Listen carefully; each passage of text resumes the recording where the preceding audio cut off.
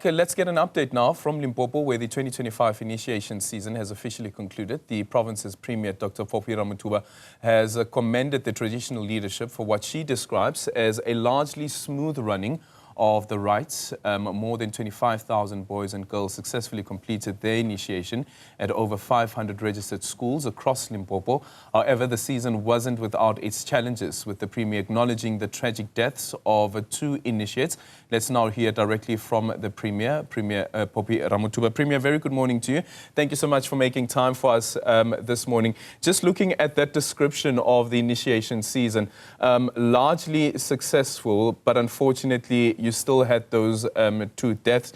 What happened this time around? Because over the past few years, we've been reporting on Limpopo's ability to ensure that initiation season in and out, that you don't have any deaths.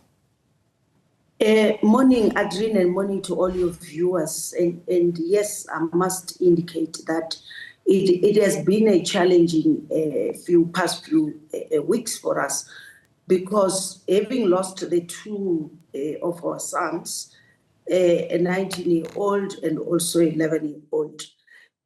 Of course, both of them, we will not just leave them without any investigations. For instance, the preliminary report will tell you that the 11-year-old was amongst the 6 who were the initiation school. Unfortunately, there was a fire within the school. We managed to admit all of them. The 5 did recover. They are discharged from the hospital, our local hospital, CN Patudi. Unfortunately, we had this one who had sustained severe injuries, transferred. We even airlifted to head him to trauma hospitals. The surgeons and all the technicians did their best. Unfortunately, we lost him. But we are still working with the police to investigate what could have been the cause of fire. The MEC had immediately visited the school to try to check what could have been. But so investigations are going on, and whoever it would be found in the wrongdoing, if that is the case, will be held accountable. On the second case, it's a 90-year-old, as I've indicated. This is another sad case, because this is a young man who had his own history of a medical condition, who was on medical treatment. And we have done an autopsy, and we are now looking at waiting for the toxicology results and all the other investigations that we're going through, because we have got, Adrian, if maybe I should just give the viewers background, why we've been able to perform well when it comes to our traditional circumcision schools.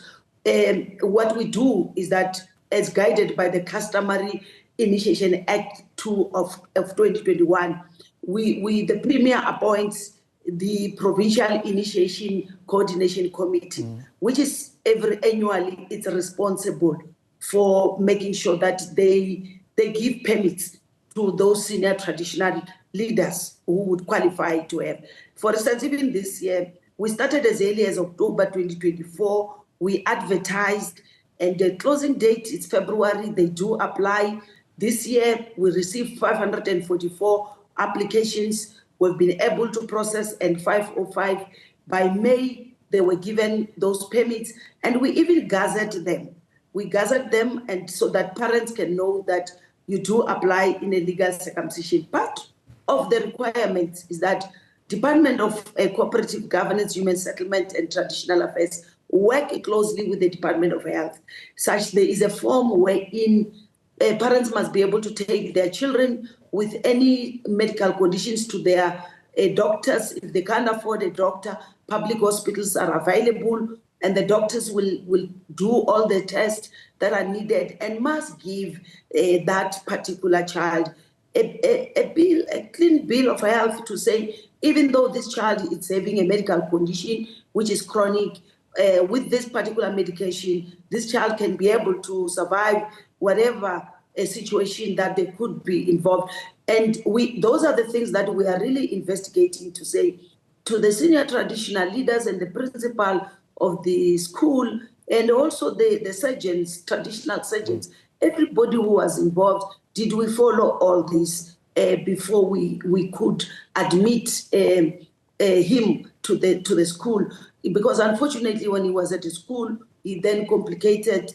They tried to rush him to the local hospital, and unfortunately, he succumbed to his illness on arrival at the hospital. So those are the things that we really need to look deep to say what wrong has it been done. Because as a province, I must emphasize, we're a province that respects our culture. We want to preserve all our customs, traditions, and all our beliefs. And because as a province, traditional or customary initiation schools, it's something that is very strong. We believe in that. However, I've always emphasized to say we are not going to accept a situation where we lose lives in the name of culture. That one they need to know, because like you have said, out of the 24,580 boys and 8,741 girls, it's more than 30,000 that have gone to the school. We only lost two lives. So it means it's possible that we can have this schools done without any adverse event, especially the loss of life. Yeah, the other thing for me around this also, Premier, is, as you stated earlier on, that there are years where Limpopo doesn't have these deaths. But it's very different when it comes to the Eastern Cape. I don't know if there's ever been a moment where there was a convention that brought together the various government departments from the various provinces, including the Eastern Cape, to try and ascertain what is it that the likes of Mpumalanga and Limpopo are doing that is different to what's happening in the Eastern Cape, where we know double-digit deaths every single year? I think we need to give credit to COCTA National, because even this year, just before the season come to an end, actually, before the season starts, the winter season starts, the minister convened all MECs relevant. My MEC gave me the report, and the House of Traditional Leaders and every stakeholder involved, and they discussed and they had an agreement. Even it was the end of the season. This time around, he even convened even the premiers, because the premiers are the ones who are responsible for appointing the PICC. Because it starts with the PICC. If they will just give licenses or permits to those who are not meeting the requirement, it becomes a problem. And of course, traditional leadership, which we respect, they keep on saying we should not want to enter into their space through back door. But then we are saying, unfortunately, when things go wrong, for me, they must know if there's an adverse event, they are inviting us. Even previously, you'll remember, Adrien, when I was an MEC for health, I worked very closely with the MEC for COCTA to make sure that we had zero death. Even before in the province we convene the senior traditional leaders with permits, together with the House of Traditional Leaders, through the PICC, the South African Police Services, Department of Health, NPA. We sit down and we say there's accountability. So the issue that I see here is that people, unfortunately, are afraid for accountability, to make sure that we hold those who are responsible accountable. Sometimes we feel that it is our culture, therefore it's acceptable to lose a life because it's a culture. In any way, when you go to the school, you must know that you might come back and you might not. Until such time as a country, we become firm and we become bold and say any unnatural death, like if you go to a hospital, we operate you, you die, there's accountability. Therefore, you go to traditional circumcision school, you lose your life, those who are responsible, starting with the traditional leaders, going to the principal of the school, going to the surgeons, all of them must be held accountable. If we start doing that, people will now understand that we value lives. At the end of the day, President General Oliver Tambo said, a nation that doesn't look after its children does not deserve a future. So we can't say, in the name of culture, we'll continue to lose lives. So in our province, we are saying, this is the work that we're doing. But Minister Khabisa invited all of us and say, let's deal with this so that we make sure that we have safe a traditional circumcision in schools, and we celebrate our culture. Because when we lose life, people start to see our culture as, some people see it as a barbaric, which I don't agree with. All I'm saying is that working together with those who are relevant, they must also learn to take accountability, to say, when we send our 30,000 boys to them, we are saying, you must be responsible of those 30,000 lives, and we want them back alive. Premier, just quickly in conclusion, the statutory rape, one of the issues that you've raised before, children being impregnated and becoming victims essentially of rape itself.